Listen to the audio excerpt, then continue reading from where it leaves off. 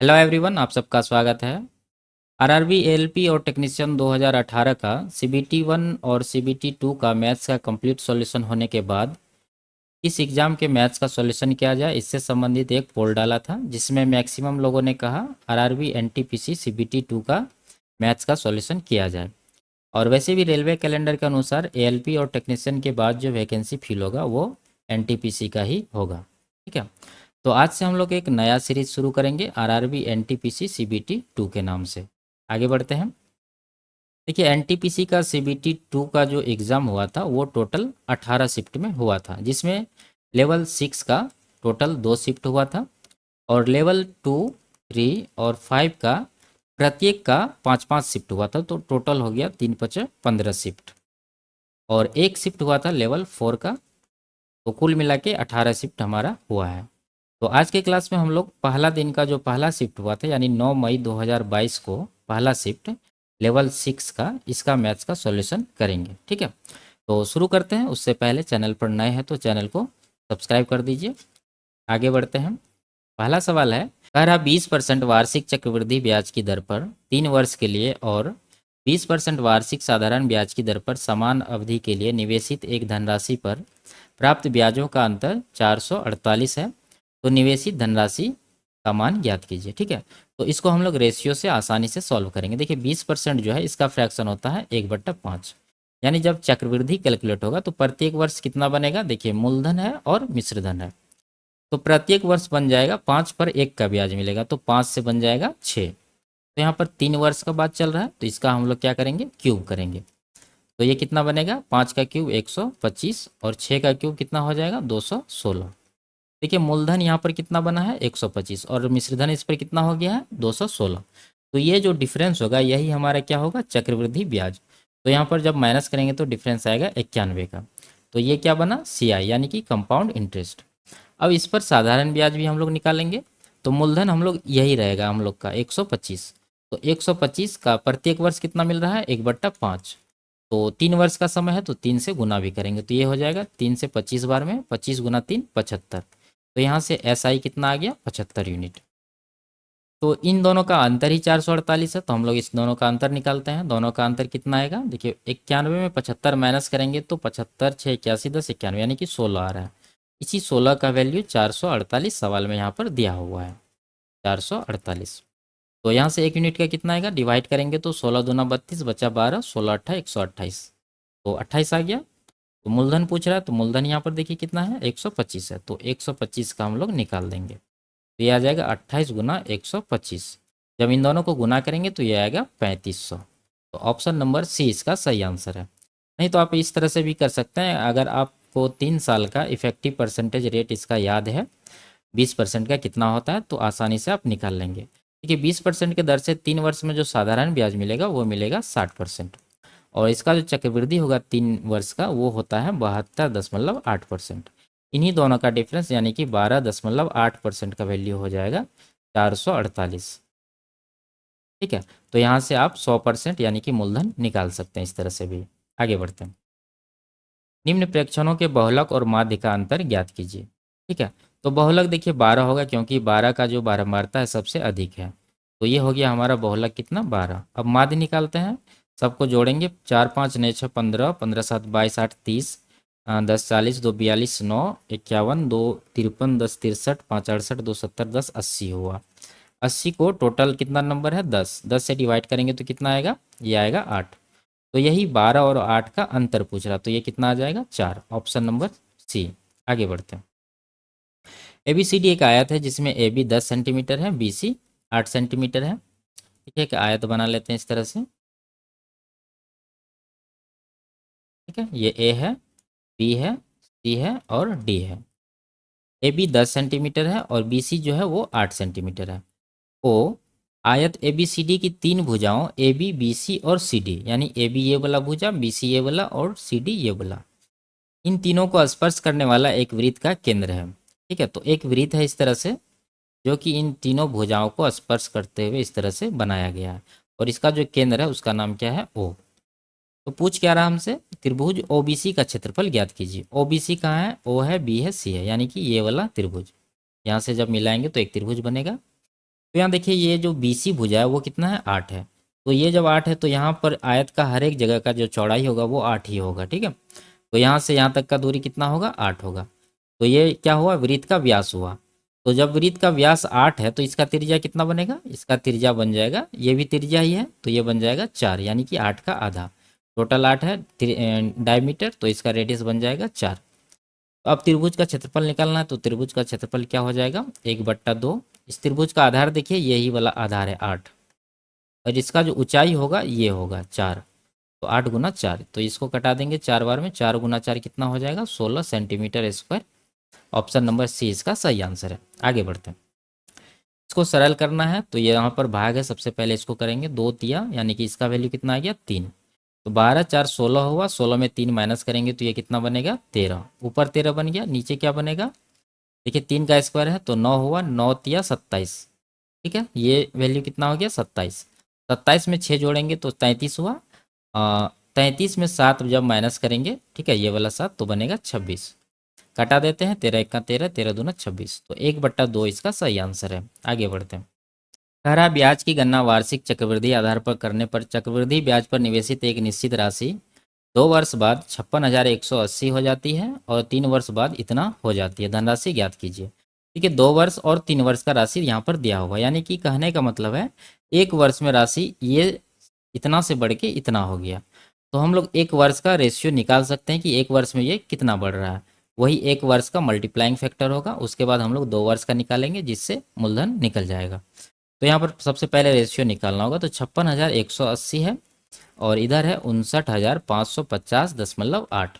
तो इसको कटाना होगा, तो किस नंबर से कटाएंगे, देखिए 4 और 2 से कटाएंगे तो बहुत लेंदी हो जाएगा। तो हम लोग यहाँ पर देखेंगे कि ये 5618 देखने से कुछ पता चलता है, ये इसका जब आधा हम लोग करेंगे तो ये आएगा 2809।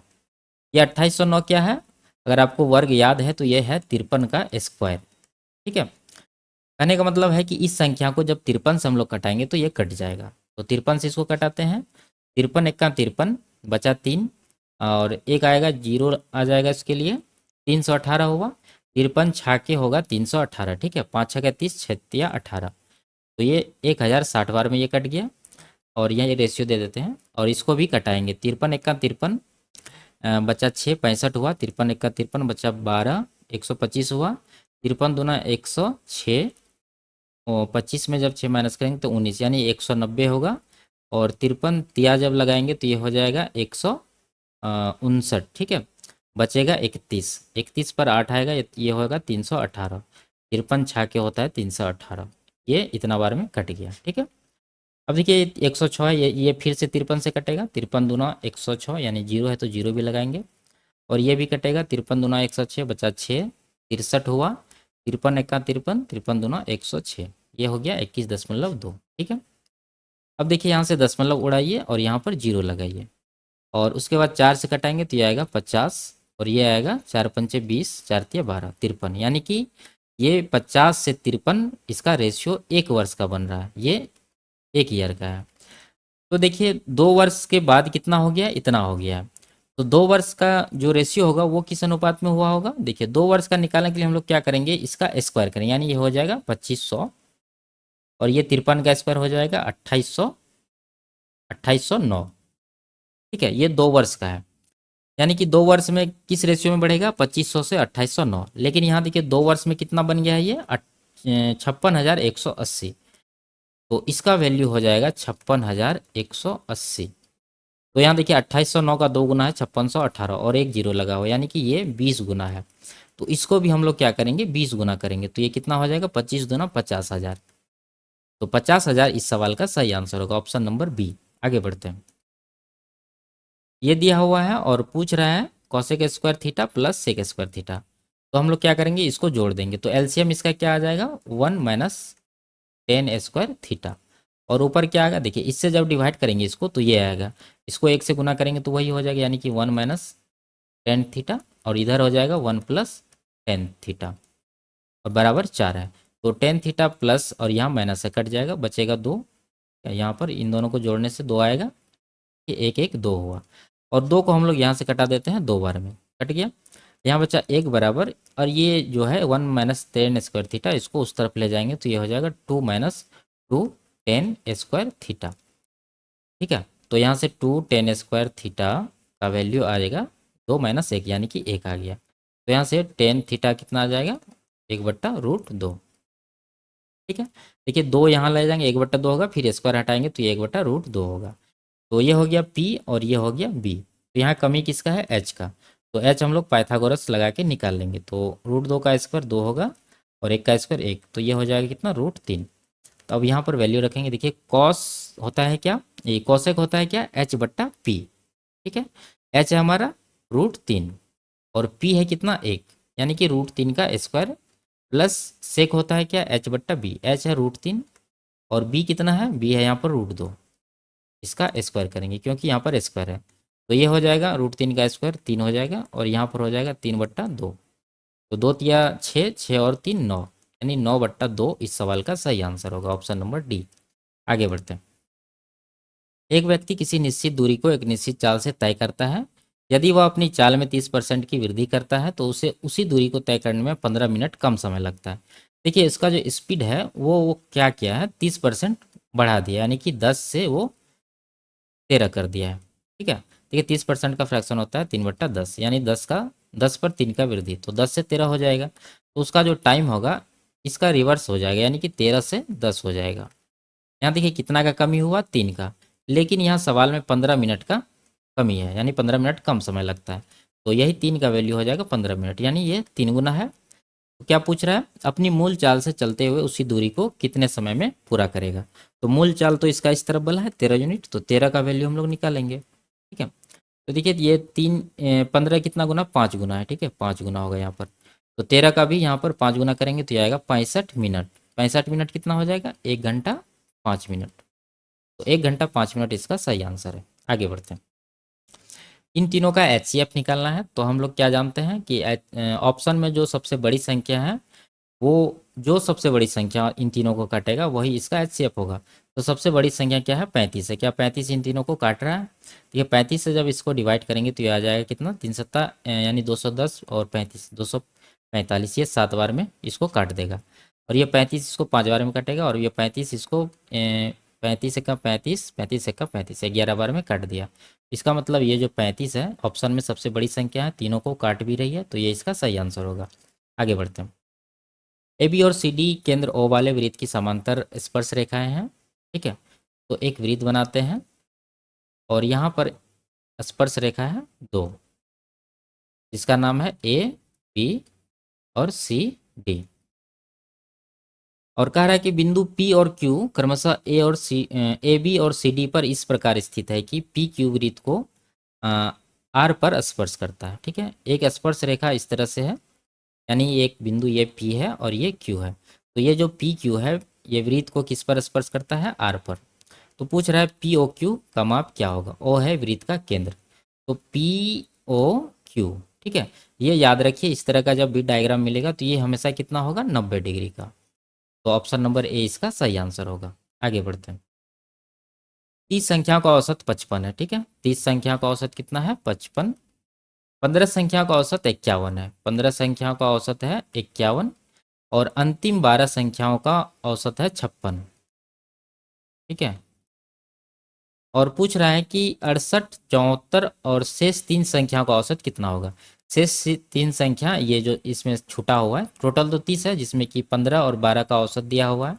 तो 15 12 27 ही होता है, तो इसमें 3 संख्या छूटा हुआ है, तो वो 3 संख्या लगा करके सबका औसत पूछ रहा है। तो हम लोग पहले ये 3 संख्या का योग निकालेंगे। तो यहाँ देखिए करना क्या है इसमें, यहाँ देखिए कितना का कमी है, यहाँ पर -4 का कमी है। ठीक है, और टोटल इसमें नंबर कितना है, 15। तो यहाँ पर जो इसका डेविएशन आएगा वो कितना आएगा, 15 चौके -60, और इसका डेविएशन इससे भी निकालेंगे।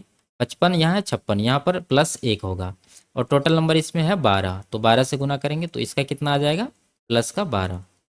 अब हम लोग देखेंगे नेट डेविएशन कितना आ रहा है। तो इन दोनों को जब कैलकुलेट करेंगे तो -60 है +12, तो ये आ जाएगा -48। ठीक है, 12 में 60 माइनस करेंगे तो कितना आएगा, -48। तो वो जो 3 नंबर छूटा हुआ है, ये 3 संख्या, वो कितना हो जाएगा। देखिए एवरेज जो है टोटल 55, उससे ये 3 संख्या निकालना, तो 3 से गुना करेंगे और जो भी यहाँ पर नेट डेविएशन आया है उसको अपोजिट यहाँ पर लिखेंगे। जैसे माइनस का 48 आया तो यहाँ पर प्लस का 48 हो जाएगा। तो ये कितना होगा, 55 तिया होता है 165 प्लस 48। तो इसको जोड़ेंगे, ये हो जाएगा 3 और यहाँ पर 6 4 10 एक 11 बचा 1 1 2 यानी 213 होगा। ठीक है। और इसके अलावा और भी है 68 और 74 दिया हुआ है, तो 68 और 74 इसमें जोड़ेंगे तब जाके पांचों संख्याओं का योग आएगा। तो ये कितना हो जाएगा, 3 8 है 11 4 15 बचा 1 7 1 8 6 14 1 15 बचा 1 और 2 1 3 355 हो रहा है टोटल योग हुआ। अब टोटल संख्या कितना हो गया, देखिए एक संख्या ये और एक यहाँ पर 2 हुआ और 3 संख्या इसका जो छूटा हुआ था, तो टोटल 5 संख्या, तो 5 से इसको डिवाइड करेंगे तो ये आ जाएगा 5 7 35 5 1 का 5 71। ठीक है, तो ऑप्शन नंबर 20 का सही आंसर है। आगे बढ़ते हैं। किसी वस्तु के अंकित मूल्य और क्रय मूल्य का अनुपात 5:3 है। यदि वस्तु का विक्रय मूल्य 3024 है तथा इस पर दुकानदार क्रमशः 16% और 20% की दो क्रमिक छूट देता है तो लाभ या हानि प्रतिशत कितना है। देखिए ये जो क्रमिक छूट है तो इसका जो इफेक्टिव डिस्काउंट होगा कितना होगा, इसको 16 प्लस 20 करेंगे फिर माइनस 16 गुना 20/100। ठीक है, इफेक्टिव डिस्काउंट निकालने का ये फॉर्मूला है, x plus Y minus X Y बट्टा 100 करके हम लोग निकालेंगे ये परसेंटेज। तो ये कितना हो जाएगा, 20 से कटाएंगे 5 बार में, 5 इसको कटाएंगे तो 5 या 15 और दशमलव आएगा 5 दूना 10 3.2 आया। तो 16 और 20 36, 36 में जब ये माइनस करेंगे तो कितना आ जाएगा, ये 33.8। ठीक है, 33 3 36 यानी 32.8 आएगा ये परसेंटेज इसका इफेक्टिव परसेंटेज है डिस्काउंट का। अब देखिए यहाँ पर क्या दिया हुआ, अंकित मूल्य और क्रय मूल्य का अनुपात यानी सीपी और एमपी का रेशियो दिया हुआ है। और इसका रेशियो हम लोग निकालते कैसे हैं, पहले से भी निकालते हैं, क्या होता है 100 माइनस डिस्काउंट परसेंट और 100 प्लस प्रॉफिट परसेंट, यही होता है। तो हम लोग इस पर निकालते हैं। देखिए सीपी है यहाँ पर 3 और एमपी कितना है 5 और 100 माइनस डी करना यानी कि 100 में जब ये डिस्काउंट परसेंटेज जो आया है ये जब माइनस करेंगे तो कितना आएगा, 100 में पहले 32 घटाइए 68 आएगा, 68 में 0.8 घटाइए तो ये आएगा 67.2। ठीक है, और नीचे कितना आ जाएगा 100 प्लस पी, 100 प्लस पी तो ये कितना होगा, 3 से इसको कटाइए 3 दूना 6 और 3 दूना 6 3 चौके 12 यानी कि 22.4 हो रहा है। तो ये क्रॉस मल्टीप्लिकेशन करके यहाँ से पी का वैल्यू हम लोग निकालेंगे तो ये आ जाएगा 100 प्लस पी बराबर हो गया 22 पंचे 110 और 2 112 होगा। तो यहाँ से पी जो आएगा ये जब इसमें माइनस करेंगे तो ये आएगा 12%। प्रॉफिट का परसेंट कितना हो गया 12। ठीक है, अब आगे देखिए यहाँ पर विक्रय मूल्य दिया हुआ है 3024 और प्रॉफिट है 12%, तो यानी कि सेलिंग प्राइस कितना हो जाएगा परसेंटेज में 112%। ठीक है, इसी का वैल्यू दिया हुआ 3024। तो निकालना क्या है, लाभ या हानि, यानी कि 12% लाभ है तो वही निकालना है। तो यहाँ से 12% हम लोग निकाल देंगे। तो ये 3024 को 112 से डिवाइड करेंगे और 12 से गुना करेंगे तो ये किससे कट रहा है, 14 8 112, 14 दूना 28 बचा 2, 14 1 का 14 84 हुआ, चौछा के 84, 8 से ये कट जाएगा 4 8 दूना 16 बचा 5 8 7 56, 27 गुना 12 करेंगे तो ये कितना आएगा, 12 7 84 बचा 8 12 दूना 24 8 32 324। तो ये लाभ कितना आया है 324, ऑप्शन नंबर सी इसका सही आंसर होगा। आगे बढ़ते हैं। देखिए ये दिया हुआ है हमारे पास। ठीक है, और दूसरा समीकरण ये है, एक्स वाई का वैल्यू पूछ रहा है तो ये यहाँ से पहले हम लोग वाई का वैल्यू निकाल सकते हैं। देखिए वाई माइनस 2 का होल स्क्वायर है। ठीक है, बराबर 0 करेंगे तो यहाँ से वाई का वैल्यू कितना आया 2।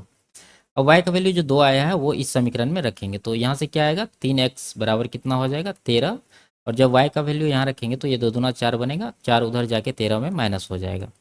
तो यहाँ से x का वैल्यू कितना आएगा, ये बचेगा 9 और इधर से 3 आएगा तो ये हो जाएगा 3। तो एक्स वाई का निकालना है तो 3 और 2 इसका सही आंसर होगा, ऑप्शन नंबर सी। आगे बढ़ते हैं। एक लंबवृत्तीय शंकु को एक अर्धगोले के ऊपर रखा गया है। ठीक है, एक इस तरह से अर्धगोला है और इस पर एक शंकु इस तरह से, ठीक है, रखा गया है। तो क्या कह रहा है कि शंकु का आधार का त्रिज्या और अर्धगोले की त्रिज्या के बराबर है, यानी ये दोनों का त्रिज्या बराबर है। अर्धगोले का जो व्यास है वो कितना है, 12 सेंटीमीटर।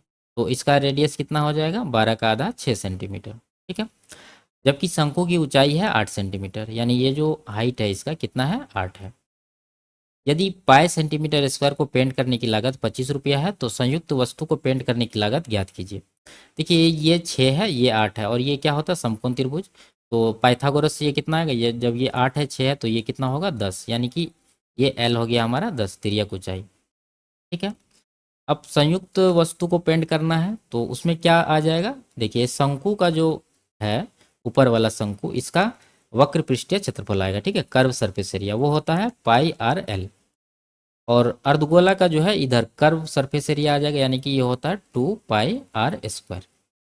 अब यहाँ पर पाई को पाई ही रहने देंगे क्योंकि यहाँ पर पाई में दिया हुआ है। और आर हो जाएगा कितना, 6, और एल इसका कितना है, 10, +2 पाई को रहने देंगे। उसके बाद आर कितना है, 6, 6 का स्क्वायर 36। तो ये हो जाएगा इधर से 60, 60 पाई हुआ, इधर हो गया 36 दूना 72 पाई। दोनों को जोड़ेंगे तो कितना होगा, 7 6 13, यानी कि 132 पाई हो रहा है ये। इतना इसका एरिया आ गया जो कि पेंट अभी करना है। तो यहाँ पर क्या कह रहा है कि ये पाई सेंटीमीटर स्क्वायर का लागत कितना है, 25 रुपया। लेकिन यहाँ पर आया कितना है, 132 पाए। तो टोटल खर्च जो होगा वो कितना होगा, 132 गुना 25। ठीक है। तो ये कितना आएगा, 25 गुना 50 बचा 5, 25 दिया 75, 5 80, बचा 8, 25 से कम 25 8 33, यानी 3300 रुपया इस सवाल का सही आंसर होगा, ऑप्शन नंबर बी। आगे बढ़ते हैं। 5,000 की कुल धनराशि में से दानिश एक भाग को 12% वार्षिक साधारण ब्याज के दर पर और शेष भाग को 10% वार्षिक साधारण ब्याज के दर पर निवेश करता है। यदि 2 वर्षों में दानिश को प्राप्त हुआ कुल ब्याज 1,072 के बराबर है तो दानिश ने 12% वार्षिक साधारण ब्याज के दर पर कितनी धनराशि निवेश की थी। देखिए 2 भाग में धनराशि निवेश किया है, पहला भाग और दूसरा भाग। पहला का जो रेट है वो कितना है, 12%, और दूसरा का जो रेट है वो कितना है, 10%। ठीक है। तो यहाँ पर देखिए निकालना किसका है, 12% का। तो हम लोग 12% को तोड़ेंगे। इस तरह से तोड़ेंगे, ये जो दूसरा का रेट है 10%। ठीक है। और 10% जब 12% में अलग करेंगे तो बचेगा कितना, 2%। इस तरह से इसको तोड़ देंगे। अगर 10% वाला को निकालना कहता तो क्या करते हम लोग, 12% माइनस 2% करते। ठीक है। तो ये नहीं निकालना है तो इसको छोड़ देते हैं हम लोग। ये आ गया। अब देखेंगे हम लोग कि एक वर्ष में उसको कितना ब्याज मिल रहा है। पहले पार्ट पर 12% और दूसरे पार्ट पर 10%। लेकिन यहाँ पर देखिए 2 वर्ष का ब्याज है रुपया में 1,072, तो इसको हम लोग 2 से जब डिवाइड करेंगे तो एक वर्ष का ब्याज आएगा, वो कितना आएगा, 536। ठीक है, प्रत्येक वर्ष। यहाँ परसेंटेज में प्रत्येक वर्ष मिल रहा है 12 और 10। तो हम लोग पहले देखेंगे, देखिए 10% यहाँ भी है यहाँ भी है, तो ओवरऑल जो बढ़ेगा इसका मूलधन पर, पहले हम लोग इसका 10% निकालते हैं, यानी कि 5,000 का 10% जब निकालेंगे तो ये कितना आएगा, 500 रुपया। लेकिन यहाँ एक वर्ष में इसको कितना मिल रहा है, 536, जबकि हम लोग जो निकाले हैं 10% एक वर्ष का वो आया है 500। कम है 36 रुपया। ये 36 रुपया जो कम है वो किस लिए है, यहाँ पर 2% हम लोग छोड़ चुके हैं, पहला पार्ट का 2%। तो इसी 2% का वैल्यू हो जाएगा ये जो डिफरेंस है 36। ठीक है। 2% का वैल्यू इसका हो जाएगा कितना, 36। यहीं पर कर देते हैं। तो पहला पार्ट का ही निकालना, तो पहला पार्ट जो होगा 100% वो कितना होगा, देखिए 2 का कितना गुना है, 36, 18 गुना। तो 100 का भी 18 गुना करेंगे तो ये कितना आएगा, 1,800 रुपया। तो 1,800 रुपया इस सवाल का सही आंसर होगा, ऑप्शन नंबर डी। आगे बढ़ते हैं। निम्न व्यंजक का मान ज्ञात कीजिए। तो इसको निकालना है तो ये कितना आएगा, 4/5। ठीक है। यहाँ पर करते हैं 1 - 4/5 हो गया ये, और इधर कितना हो रहा है, 3 का 3, 3 में जब 2 जोड़ेंगे -3 और +2 जब करेंगे तो ये आएगा -1। ठीक है। और इसके बाद गुना 8 भी है, और नीचे क्या होगा, 3 तिया 9 8 72, 72 में ये 8 माइनस करेंगे तो ये आएगा नीचे क्या, 64। ठीक है। अब आगे देखिए 1 माइनस ये कितना हो जाएगा, ये हो जाएगा माइनस का 1/5। जब इन दोनों को कैलकुलेट करेंगे तो माइनस का 1/5 आएगा, और ये 8 से जब इसमें गुना करेंगे तो ये कितना आ जाएगा, माइनस का 8/5। ठीक है। तो अब आगे करना है क्या, ये जो 8/5 है माइनस का, तो यहाँ पर आगे भी माइनस है तो ये हो जाएगा प्लस का 8/5। और नीचे 64 है तो नीचे भी हम लोग 64 रखेंगे इसको। तो ये 8 से 8 बार में कटेगा, तो ये हो जाएगा 1+1/40। तो ये जोड़ेंगे जब तो कितना होगा, 8 40 का 40 एक 41/40। तो ऑप्शन नंबर ए इसका सही आंसर है। आगे बढ़ते हैं, इसको सॉल्व करके जेड का वैल्यू निकालना है। तो ये कितना होगा, देखिए यहाँ से यहाँ तक का वैल्यू हम लोग निकालते हैं। 14 से 4 बार में 56 को काटेगा, और ये देखिए 4 बार में कटा, 4 गुना ये 2 दूना 4, ये कितना हो जाएगा 16। ठीक है, यहाँ तक का वैल्यू 16 आया। अब यहाँ पर देखिए 3 से इसको कटाएंगे, 2 बार में कट जाएगा ये, ठीक है, और 2 गुना 12 करेंगे तो ये हो जाएगा -24। ठीक है, और यहाँ 10 है, तो यहाँ पर 16 है, यहाँ 10 प्लस में, तो 16 10 26 हो गया, और ये -24 जब इसमें करेंगे तो ये कितना आएगा 2। Option number C. आगे बढ़ते हैं, 2 अंकों वाली संख्या का 1/7वां भाग और उस संख्या के आधे से 15 कम है। आधा मतलब 1/2, 15 कम है। 2 अंक वाली संख्या के अंकों का योगफल कितना होगा। देखिए हमेशा क्या करेंगे हम लोग, वो संख्या क्या होगा, इसके नीचे क्या है 7 और इसके नीचे क्या है 2, इन दोनों का मल्टीपल, यानी कि जब 7 गुना 2 करेंगे तो वह संख्या हम लोग मान लेते हैं 14 है। ठीक है, तो उसका 1/7 यानी कि 14 का 1/7 हम लोग जब निकालेंगे तो ये कितना आएगा 2। और फिर उसके बाद क्या है कंडीशन, इसका आधा यानी कि 14 का फिर आधा करेंगे तो ये हो जाएगा 7। यही दोनों का जो अंतर है वो कितना है 15 है। तो अंतर कितना आ रहा है 5, 5 का 15 है, 3 गुना है। तो पूछ रहा है कि वह संख्या का योग, तो पहले संख्या निकालेंगे, तो 14 का भी कितना गुना होगा, यहाँ 3 गुना है तो इसका भी 3 गुना करेंगे तो ये हो जाएगा 42। तो 42 में 2 अंक है, 4 और 2, दोनों को जोड़ेंगे तो ये कितना आएगा 6। तो ऑप्शन नंबर सी इसका सही आंसर है। आगे बढ़ते हैं, प्रेक्षण दिया हुआ है और इसका माध्य है 21.25, और यहाँ पर प्रेक्षण दिया हुआ है और इसका बहुलक कितना है 29। तो यहाँ से पहले हम लोग क्या करेंगे, के का वैल्यू निकालेंगे। तो सबको जोड़ते हैं, कितना हो रहा है 20 30 50 20 70 10 80 80 10 90, 90 हो गया, और 9 7 16 16 8 24 1 25 6 31 9 40। तो 90 40 हो गया 130, और 2 बार के है तो ये होएगा 2k। ठीक है, तो यहाँ से यहाँ तक का योग हो गया। अब माध्य इतना है तो योग निकालने के लिए हम लोग क्या करेंगे, कितना नंबर है टोटल 1 2 3 4 5 6 7 8, 8 से गुना करेंगे तो योग यहाँ पर निकल जाएगा। तो ये कितना हो जाएगा 21 8 168 और 2 170। तो यहाँ से 2 के बराबर हो गया कितना 40। तो 2 से कटाएंगे 20 बार में, तो के का वैल्यू कितना आ गया 20।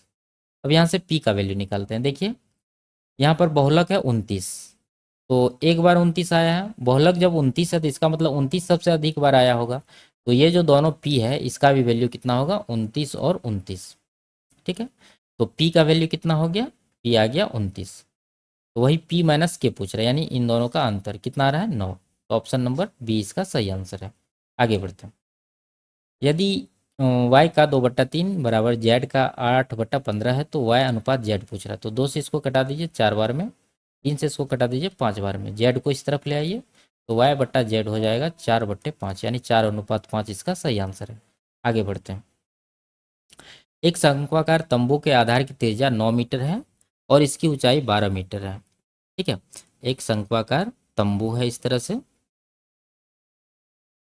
और इसका जो त्रिज्या है वो कितना है, त्रिज्या ये है 9 मीटर, और इसका ऊंचाई ये हाइट कितना है 12।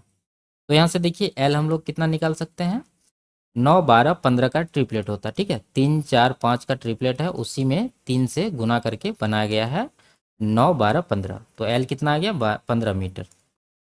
इसे बनाने में प्रयुक्त सामग्री की लागत 100 प्रति पाई मीटर स्क्वायर है। ठीक है, तंबू बनाने के लिए आवश्यक सामग्री की कुल लागत ज्ञात कीजिए। तो पहले हम लोग ये जो तंबू बना रहे हैं इसमें बेस को काउंट नहीं करेंगे, क्योंकि बेस तो ज़मीन पर रहेगा, तंबू का ऊपर वाला भाग ही काउंट होगा। तो ऊपर वाला यानी कि कर्व सरफेस एरिया हो गया।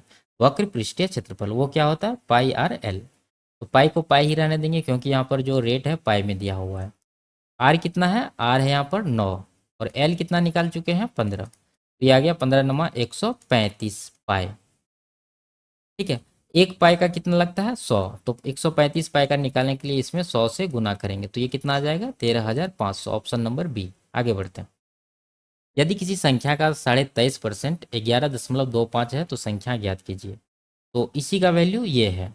तो हम लोग क्या करते हैं 11.75 को 23/5 से डिवाइड करेंगे, और संख्या पूछ रहा है तो संख्या 100 होगा, 100%। ठीक है, देखिए यहाँ भी परसेंट है तो यहाँ देना होगा, 100% निकालना है तो यहाँ भी देना होगा, इसलिए हम लोग नहीं लिखते हैं क्योंकि वो कट ही जाएगा लास्ट में। तो ये कट जाएगा कितना बार में, ये कट जाएगा 5 बार में। अब दशमलव का बात है, यहाँ पर दशमलव है और यहाँ पर है, तो देखिए 2 अंक के पहले दशमलव और यहाँ पर 1 अंक के पहले दशमलव है। तो देखिए ये दोनों अंक जो है दशमलव के बाद, इसके लिए ये दोनों जीरो हटा देते हैं, और नीचे एक अंक के पहले दशमलव है, इसके लिए एक जीरो लगा देते हैं। तो 5 गुना 10 कितना हो जाएगा, 50। आगे बढ़ते हैं। एक निश्चित वार्षिक साधारण ब्याज की दर पर निवेशित एक धनराशि में 10% 10 वर्ष में 75% की वृद्धि होती है। समान वार्षिक साधारण ब्याज की दर पर समान धनराशि में 6 वर्ष में कितने परसेंट की वृद्धि होगी। तो सिंपल सा है, 10 वर्ष में 75% बढ़ता है, तो 6 वर्ष का निकालना है तो 6 वर्ष का निकाल देते हैं। 75/100 10 करेंगे, इसको 6 से गुना करेंगे, तो 5 से 15 बार में, 5 से 2 बार में, 2 से इसको 3 बार में, तो 15 या 45%। ऑप्शन नंबर ए इसका सही आंसर होगा। आगे बढ़ते हैं। 54 किलोमीटर प्रति घंटा की चाल से चल रही 450 मीटर लंबी रेलगाड़ी को प्लेटफॉर्म पर खड़े किसी व्यक्ति को पार करने में कितना समय लगेगा। तो जो भी समय लगेगा वो क्या होगा, रेलगाड़ी का जो लंबाई है उस लंबाई को इस स्पीड से तय करने में जितना समय लगेगा वही इसका आंसर होगा। तो टोटल कितना लंबाई है, 450 मीटर, और स्पीड कितना है, 54 किलोमीटर प्रति घंटा। तो इससे इसको डिवाइड करेंगे, जब इसको करेंगे तो गलत हो जाएगा क्योंकि ये जो डिस्टेंस है यानी ट्रेन का लंबाई है मीटर में है, और यहाँ जो स्पीड है किलोमीटर प्रति घंटा में, तो इसको हम लोग 5/18 से गुना करके मीटर प्रति सेकंड में बदल देते हैं। तो ये कट जाएगा 3 बार में, ये 5 या 15 हुआ, तो 15 से इसको कटाएंगे 30 बार में। ठीक है, ये दोनों का जब गुना करेंगे तो 15 होगा, 15 से इसको कटा देंगे 30 बार में, तो 30 सेकंड इसका सही आंसर होगा। आगे बढ़ते हैं, इसको सरल करना है। ठीक है, तो ये कितना आएगा, यहाँ से यहाँ तक सरल करते हैं पहले। 8 या 24 यानी ये 3 बार में इसको काट देगा, 3 गुना 6 करेंगे तो 18। ठीक है, और ये हो गया 4 चौके 16, तो प्लस वाला पहले जोड़ देते हैं, 18 और 40 हो जाएगा 58। 58 में 16 जब माइनस करेंगे तो ये कितना आएगा, 58 में 16 माइनस करेंगे तो ये आएगा 42, 42। अब यहाँ पर बाहर 4 है तो 42 गुना 4 करना है, तो ये कितना हो जाएगा, 42 दूना 84 दूना 168। ठीक है, अब 72 में 168 माइनस करना है क्योंकि यहाँ माइनस है, तो 72 में जब 168 माइनस करेंगे तो कितना आएगा, माइनस का 76। आगे बढ़ते हैं। 5 वर्ष पूर्व पिता और उसके पुत्र की आयु का अनुपात 7:2 था। 5 वर्ष बाद पिता और उसके पुत्र की आयु का अनुपात 9:4 होगा। कितने वर्ष बाद पिता की आयु उसके पुत्र की आयु की 2 गुनी हो जाएगी। देखिए फादर है और सन है, इसका जो अनुपात है 5 वर्ष पहले कितना है, 7:2 है, और 5 वर्ष बाद कितना है, 9:4 है। तो टाइम का गैप कितना हुआ, 5 वर्ष पहले और 5 वर्ष बाद, टोटल हो गया 10 वर्ष का गैप। तो यहाँ पर देंगे क्रॉस मल्टीप्लीकेशन करके अंतर लेना, तो ये कितना होगा, 7 चौके 28 और 9 दूना 18, अंतर आ रहा है 10 का। ठीक है, और यहाँ पर नीचे कितना आएगा, 9 दाही 90 और 40, 90 40 का अंतर 50, 5 गुना है, तो पहले वर्तमान आयु दोनों का निकालते हैं, तो इसका कितना होगा, 7 का 5 गुना 35 और 2 का 5 गुना 10। ठीक है, 35 और 10 आया है, ये कब का आयु है, 5 साल पहले का। तो हम लोग वर्तमान में जाने के लिए क्या करेंगे, दोनों में 5 5 जोड़ेंगे, तो ये हो जाएगा 35 5 40, और ये हो जाएगा 10 5 15। ठीक है, ये फादर का है, ये सन का है। पूछ रहा है कितने वर्ष बाद पिता की आयु उसके पुत्र की आयु की 2 गुनी हो जाएगी। तो जब इसमें दोनों में 10 10 जोड़ेंगे हम लोग, तो देखिए क्या हो जाएगा, ये हो जाएगा 50 और ये हो जाएगा 25, यानी यहाँ पर ये 2 गुनी हो रही है। तो 10 वर्ष बाद 2 गुनी हो रही है, तो 10 वर्ष इसका सही आंसर होगा। ठीक है, आगे बढ़ते हैं।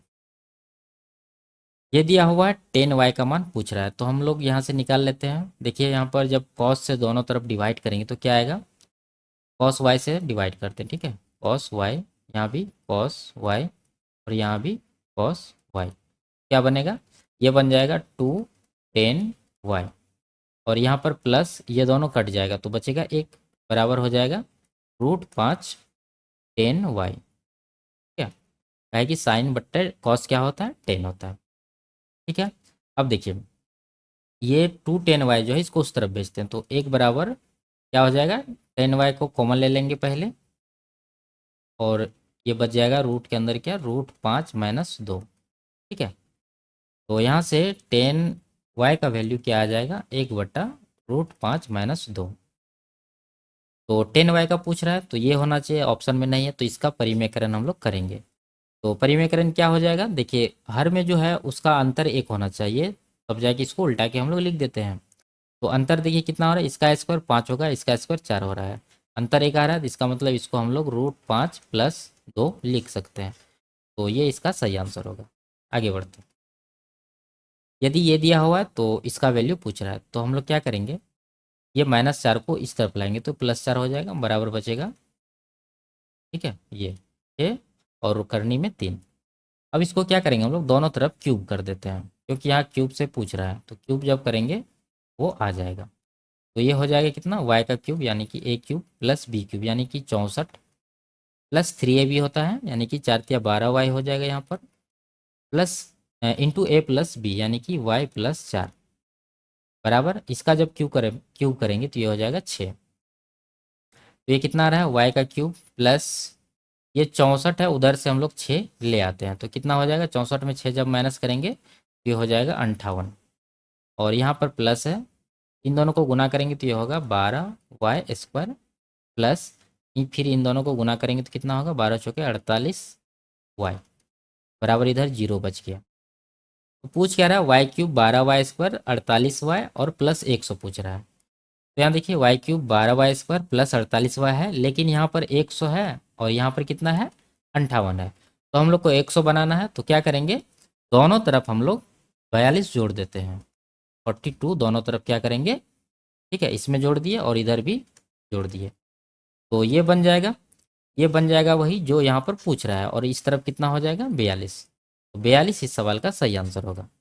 आगे बढ़ते हैं।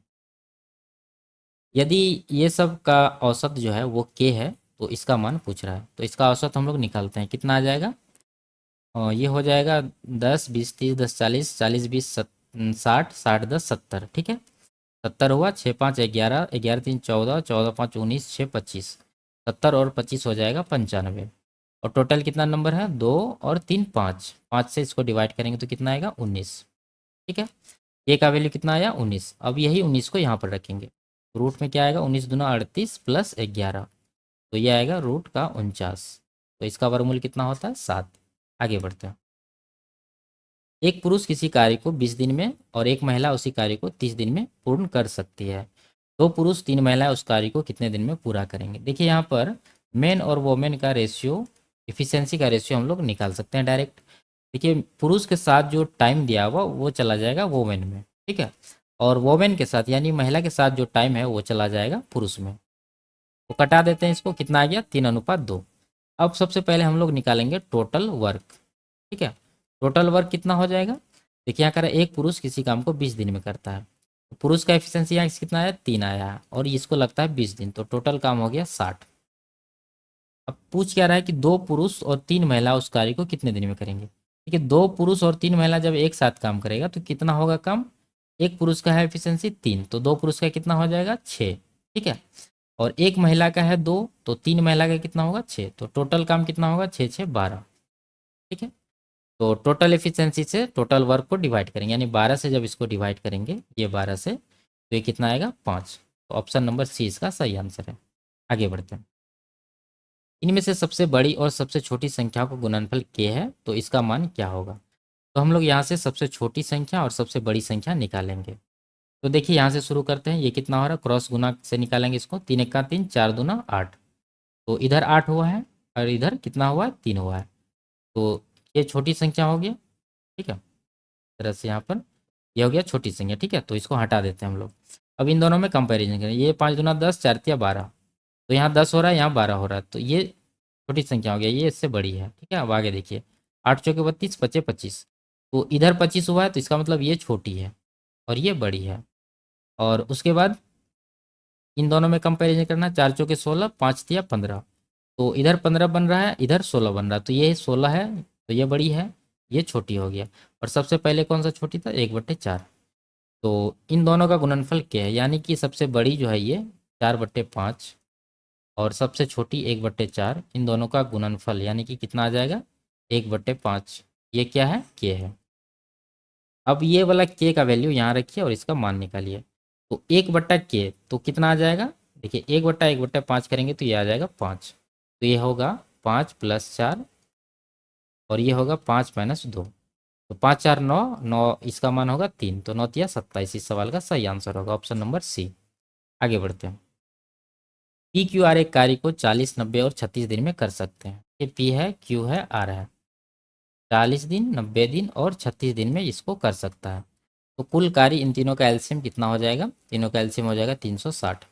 ठीक है, तो ये 9 आएगा, ये 4 आएगा और ये 10 आएगा। क्या कर रहा है, पी कार्य शुरू करता है, क्यू 7 दिन के बाद उसके साथ कार्य में शामिल होता है। और यदि आर शुरुआत से 8 दिन बाद उसके साथ शामिल होता है तो आर कितने दिन तक कार्य करता है। देखिए 8 दिन बाद आर शामिल होता है, तो 8 दिन से पहले जो भी काम हुआ वो हम लोग निकालेंगे। तो 8 दिन में पी कितना काम किया है, पी किया है 8 दिन में कितना, 8 × 9 करेंगे तो पी का 8 दिन का काम हो जाएगा 72। और क्यू कितना किया है, क्यू देखिए 7 दिन बाद शामिल हुआ है, 8 दिन का काम निकालना है। तो 7 और 8 का अंतर 1, यानी क्यू जो है एक ही दिन काम किया है। तो एक दिन में कितना करेगा ये, एक दिन में इसका एफिशिएंसी कितना है 4, तो एक दिन में 4 करेगा। ठीक है, तो कुल मिला के काम कितना हो गया, 72 और 4 76, 76 यूनिट काम हो चुका है। तो हम लोग क्या करेंगे, 76 इसमें माइनस कर देंगे तो ये कितना बचेगा, ये बच जाएगा 200, 76 60 माइनस करिए 284 बचेगा। अब तीनों एक साथ काम शुरू किया है, क्योंकि 8 दिन के बाद, अब 8 दिन से पहले जो भी काम था हम लोग माइनस कर दिया, अब तीनों का काम एक साथ चल रहा है। तो तीनों कुल मिला के कितना काम कर रहा है एक दिन में, 9, 9 4 13, 13 10 23। तो 23 से इसको डिवाइड करेंगे, ये कितना आएगा, ये आएगा 23×1 = 23, ये पूरा नहीं कटेगा। ठीक है, 23×1 = 23 बचा 5 54 हुआ, 23×2 = 46 और 8, ठीक है 12.18/23। इतना दिन जो है काम लास्ट में चला है, तीनों साथ में किया है। तो आर का पूछ रहा, आर भी इतना ही दिन काम किया होगा, तो ये इसका सही आंसर होगा 12.8/23। आगे बढ़ते हैं। राम किसी वस्तु के अंकित मूल्य पर 10% की छूट देता है और फिर भी उसे 12.5% का लाभ होता है। यदि वह उस वस्तु को अंकित मूल्य पर ही बेचता है तो उसे कितना लाभ होगा। ठीक है, सीपी और एमपी का हम लोग यहाँ से रेशियो निकाल सकते हैं। 100 - डी करना है, यानी कि ये 90 हो जाएगा। और एमपी क्या होता है, 100 + पी, तो ये हो जाएगा 100 में 12.5 जोड़ेंगे तो ये 112.5 होगा। ठीक है, तो इसको हम लोग क्या करेंगे, 2 से गुना करके दशमलव को हटा लेते हैं। ये हो जाएगा 180 और ये हो जाएगा 225। 45 से 4 बार में कटेगा, 45 से 5 बार में कटेगा, तो 4:5 आ गया सीपी और एमपी का। यहाँ क्या कह रहा है कि यदि वह उस वस्तु को अंकित मूल्य पर ही बेचता है, यानी ये जो अंकित मूल्य है 5, यही इसका एसपी जब बन जाएगा तो कितना लाभ होगा। तो यही 5 एसपी बन जाएगा और सीपी कितना है, सीपी 4 है। तो 4 पर, यानी कि 4 का सामान 5 में बिका तो होगा, 1 का प्रॉफिट होगा, 1 का प्रॉफिट होगा 4 पर, तो 1/4 ये हो गया 25%, ऑप्शन नंबर सी। ठीक है, आगे बढ़ते हैं। एक वृत्त की परिधि 308 मीटर है, उस वृत्त का क्षेत्रफल कितना होगा। ठीक है, तो परिधि से पहले आर हम लोग निकालेंगे, फिर आर से क्षेत्रफल निकालेंगे। उससे पहले हम लोग क्या करेंगे, यहाँ देखिए पाई का मान 22/7 है, इसमें 11 है, तो ऑप्शन में हम लोग 11 का मल्टीपल देख लेंगे। तो ये 6 4 10 7 4 11, 11 10 अंतर जीरो नहीं आ रहा है तो 11 से नहीं कटेगा, ये भी 11 से नहीं कटेगा, ये 11 से कट रहा है, ये भी नहीं कटेगा। तो इसका जो ऑप्शन सी है ये सही आंसर है, नहीं तो इसको आप निकाल सकते हैं। आगे बढ़ते हैं। यदि ये है तो y का मान क्या होगा। देखिए 17 से ये कट रहा है 6 बार में, बात रहा अब दशमलव का। तो यहाँ पर देखिए 2 अंक के पहले है तो इधर 2 अंक के पहले दशमलव हम लोग लगा देते हैं, और यहाँ पर 1 अंक के पहले है तो 1 0 काट देंगे। ठीक है, तो ये 60 इसका आंसर आएगा। आगे बढ़ते हैं। एक गोलीय कोष की बाह्य त्रिज्या 9 सेंटीमीटर है और कोष की मोटाई 1 सेंटीमीटर है। देखिए जो बाह्य त्रिज्या यानी कि कैपिटल आर में लिखते हैं ये 9 है, और आंतरिक त्रिज्या जो है वो कितना होगा, छोटी आर। जो मोटाई इसमें हम लोग क्या करेंगे, माइनस कर देंगे, तो ये आ जाएगा 8 सेंटीमीटर। ठीक है, कोष के लिए प्रयुक्त धातु का आयतन ज्ञात कीजिए। तो गोलीय कोष है तो गोला का आयतन क्या होता है, 4/3πr³। ठीक है, तो यहाँ पर मोटाई क्या है, मतलब ये जो है कोष है, ठीक है, बीच में खोखला है एक तरह से, तो ये हो जाएगा 4/3π कैपिटल आर का क्यूब माइनस स्मॉल आर का क्यूब, ये इसका आयतन होगा। तो 4/3 पाई का मान लेंगे 22/7 गुना इसका क्यूब, यानी 9 का क्यूब करेंगे तो ये होगा कितना, 9 9 81 729 होता है, और 8 का क्यूब होता है 512। तो 4/3 गुना 22/7, और इसको जब माइनस करेंगे तो कितना आएगा, 9 में से 7 2 घटा 7, यहाँ पर बचा 12, यानी 2 में से 1 घटा 1, यहाँ पर 217 हुआ। 7 से इसको 3 बार में, 1 बार में 31 हो गया। ठीक है, अब इसको गुना करके लिख देना। तो ये कितना हो रहा है, 22 चौके 88, 88 गुना 31 करना है। तो 88 गुना 31, तो 31 अट्ठे कितना होगा, 248। क्या 3 अट्ठा 24, 240 8 48, 248 को इस तरह से 2 बार लिखेंगे। 8 4 12 7, यानी 2728 हुआ। 2728, नीचे है 3, 3 नमा 27, 3 नमा 27, 1/3, यानी कि ये इसका सही आंसर होगा, ऑप्शन नंबर ए। आगे बढ़ते हैं। ये दिया हुआ है और इसमें पूछ रहा है कि किस वर्ष के दौरान वार्षिक प्रतिशत लाभ ग्राफ में प्रदर्शित सभी वर्षों के दौरान हुए औसत वार्षिक प्रतिशत लाभ के निकट था। तो सबसे पहले हम लोग को इसका एवरेज प्रॉफिट निकालना होगा। वो कितना होगा, 40 55। ठीक है, पहले राउंड फिगर जोड़ लेते हैं। 40 50 90 40, 130 60, 190 7, 260 60, 320। ठीक है, इधर 320 हुआ और इधर 5 यहाँ है, 5 10 5 15, तो ये हो गया 335। टोटल कितना है, 6 से डिवाइड करेंगे तो ये आएगा 6 पंचे 30, 6 के 36 है ना, 35 है तो 36 हम लोग लगभग इतना 55% किसके नज़दीक है, देखिए 55% के नज़दीक है। तो ये है 2008, तो 2008 इसका सही आंसर है। आगे बढ़ते हैं। तो ये लास्ट सवाल था। वीडियो आपको कैसे लगी कमेंट में ज़रूर बताइए। अच्छी लगी तो वीडियो को लाइक और चैनल को सब्सक्राइब जरूर कर दीजिए। फिर मिलते हैं अगले क्लास में, तब तक के लिए बाय बाय, टेक केयर।